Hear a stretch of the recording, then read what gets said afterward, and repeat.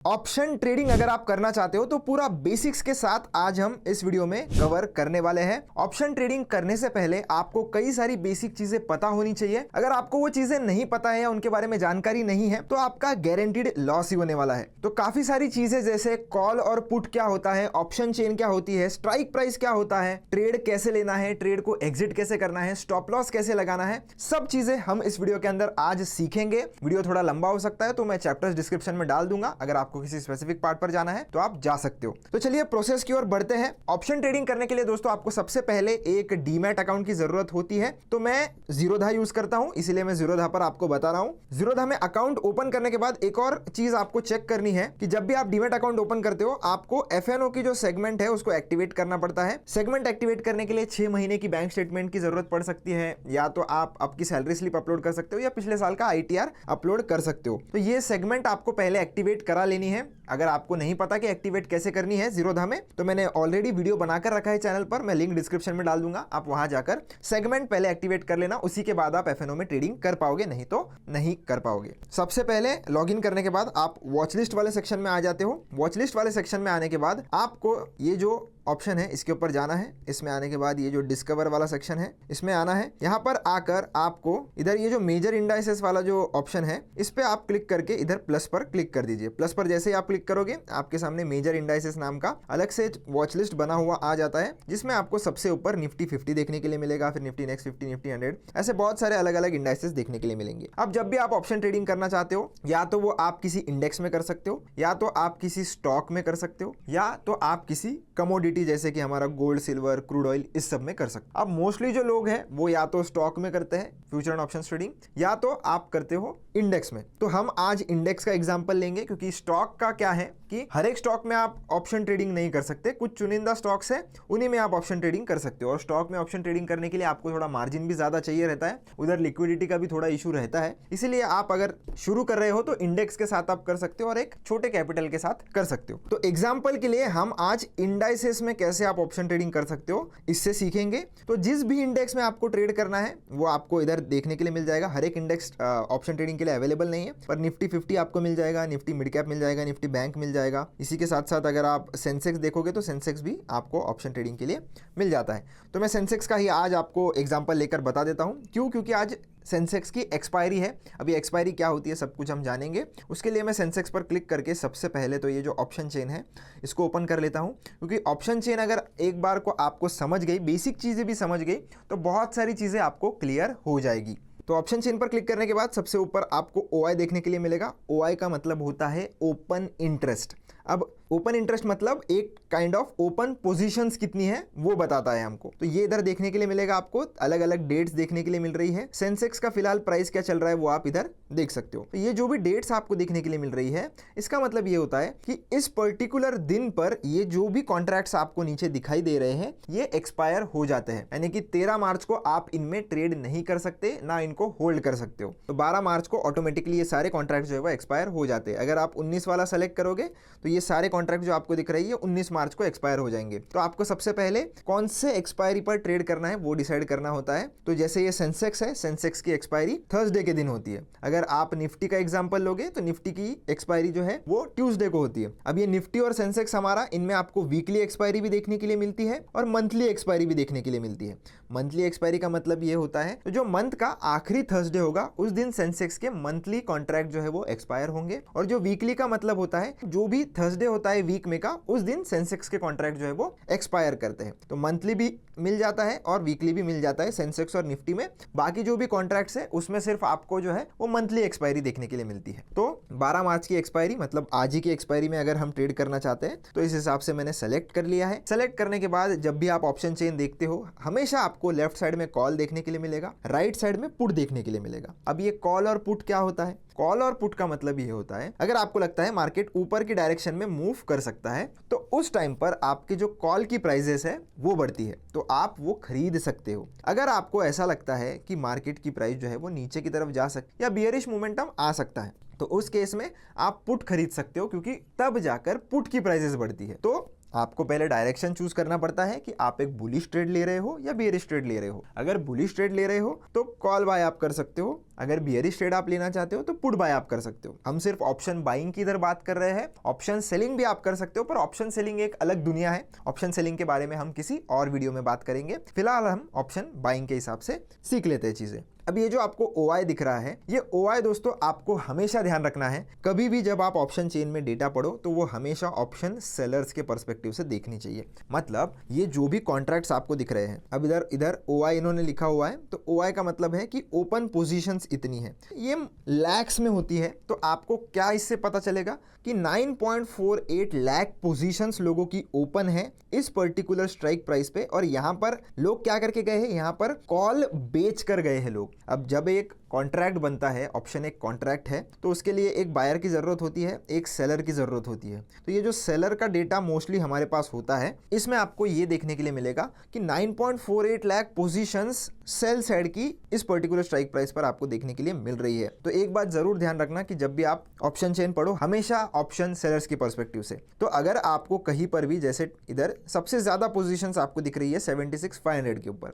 मतलब ये जो लेवल है ये सबसे ज्यादा हार्ड होगा मार्केट को ब्रेक करने के लिए। क्यों? क्योंकि यहां पर कॉल लोग बेच कर गए हैं, लोग नहीं चाहते कि मार्केट इसके ऊपर जाए, इसलिए उन्होंने कॉल सेल किया है। कॉल का प्राइस कब बढ़ता है? मार्केट जब ऊपर जाती है। तो अगर लोग इधर बेच कर जा रहे हैं, मतलब मार्केट को इधर रेजिस्टेंस देखने के लिए मिलेगा। और अगर आप पुट के साइड में देखोगे तो 76,000 पर बहुत ही हैवी पुट राइटिंग है, मतलब इसके नीचे मार्केट जाना बहुत ज्यादा मुश्किल है, क्योंकि लोग इधर पुट सेल कर गए हैं। पुट सेल कर गए हैं मतलब उनको ऐसा लगता है कि पुट की प्राइस इससे ज्यादा नीचे को नहीं जानी चाहिए, और इसीलिए वो लोग वहां का पुट बेच कर गए हैं। तो हमेशा आपको इस तरीके से जो है वो चीजें इंटरप्रेट करनी है। अब ये हमने देख लिया, अब OI का मतलब हमने देख लिया। अब कॉल LTP, कॉल LTP का मतलब क्या है? जो भी स्ट्राइक प्राइस आप इधर देख रहे हो उसके सामने ये जो प्राइस चल रहा है, ये इसका ऑप्शन के प्रीमियम का प्राइस है। तो ऑप्शन का जो प्रीमियम फिलहाल के हिसाब से 220 रुपए या 221 रुपए के आसपास चल रहा है 76,300 का।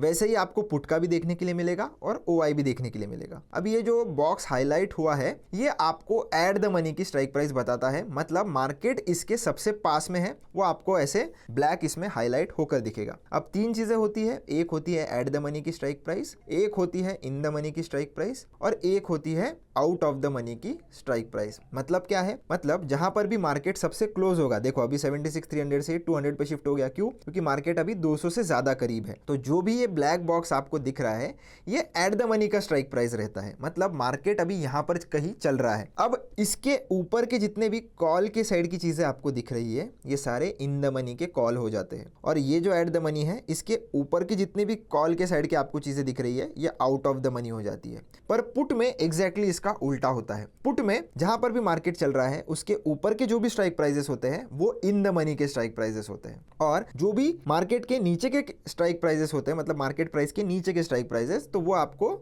आउट ऑफ द मनी देखने के लिए मिलेंगे। ये जो सेंसेक्स है, इसमें आपको हर 100 रुपीज पर एक स्ट्राइक प्राइस देखने के लिए मिल जाता है। निफ्टी में आपको हर 50 रुपीज पर स्ट्राइक प्राइस देखने के लिए मिल जाता है। तो अलग अलग इंडेक्सेस का अलग अलग होता है। आप जिस भी इंडेक्स में ट्रेड करते हो, आपको उसका एक बार ऑप्शन चेन देख के चीजें समझनी पड़ेगी। अब ये हमने देख लिया। तो अगर आप एक बिगिनर हो, आपको हमेशा ध्यान में रखना है, या तो आप एट द मनी के स्ट्राइक प्राइस पर ट्रेड करिए, या तो आप इन द मनी के स्ट्राइक प्राइसेस पर ट्रेड करिए। क्यों? क्योंकि एट द मनी और इन द मनी ऐसे स्ट्राइक प्राइसेस है, यहाँ पर थीटा डी के बहुत कम होता है। अब ये थीटा क्या होता है? तो अगर मैं इधर ग्रिक्स पर क्लिक करूं, तो ग्रिक्स पर क्लिक करने के बाद और थोड़ा स्वाइप करूं तो आपको थीटा देखने के लिए मिलेगा। तो ये अगर आप थीटा देखोगे तो आपको इधर एक चीज देखने के लिए मिलेगी कि ये जो भी थीटा इधर है, ये आपको ये बताता है कि एक दिन में इसकी ऑप्शन की कॉन्ट्रैक्ट की वैल्यू कितने यूनिट से गिर जाती है। तो ये आपको थीटा बताता है, और थीटा ऐसी चीज है जो हमेशा ऑप्शन बायर के अपोजिट में काम करता है। इसीलिए ऑप्शन बाइंग में पैसा कमाना बहुत ही हार्ड है, क्योंकि थीटा हमेशा आपके पीछे लगा हुआ होता है। अगर मार्केट में मूवमेंट नहीं आता है, मार्केट साइडवेज चला जाता है, तो भी आपका पैसा नहीं बनता है। ऑप्शन के प्रीमियम जो है वो गिरते चले जाते हैं। फिर चाहे आप वो कॉल लो,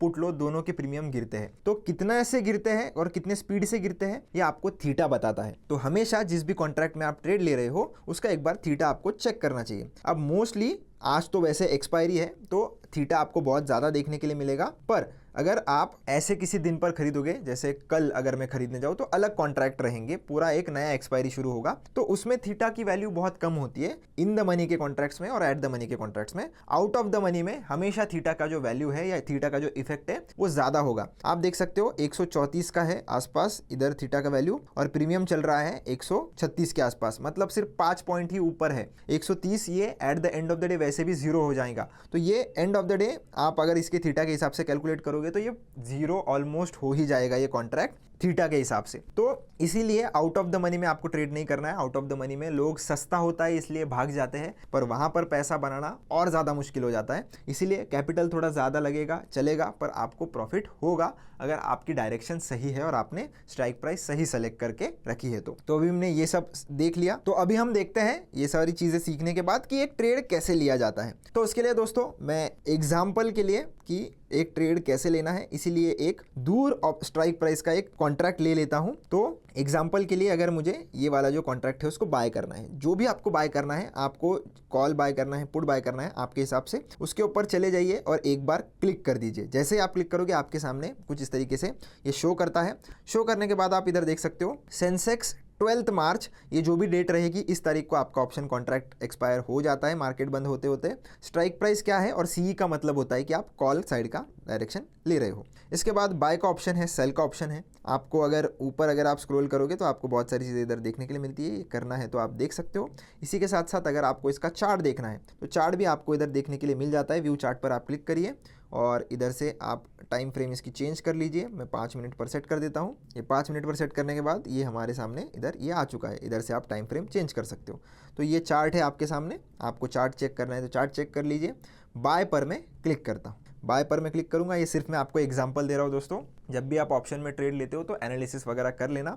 मैं फिलहाल सिर्फ डेमो पर्पस के लिए आपको ट्रेड लेकर बता रहा हूँ, इसीलिए मैंने एक out of the money strike price लिया है। आपको मैं हमेशा रेकमेंड करूंगा कि इन द मनी के स्ट्राइक प्राइस या एट द मनी के स्ट्राइक प्राइस ही आप लो। इसके बाद रेगुलर वाले सेक्शन में आपको आना है। क्वांटिटी ये पहले से लगी हुई होती है, क्योंकि सेंसेक्स का एक लॉट जो है उसमें 20 क्वांटिटी कंपलसरी होता है। आपको चाहिए तो आप डायरेक्टली फिर इसके बाद 2 लॉट में ट्रेड कर सकते हो, जिसमें आपको क्वांटिटी जो है वो 40 डालनी पड़ेगी। आप बीच में का 25, 15, 2, 5 ऐसा कुछ भी क्वांटिटी नहीं डाल सकते।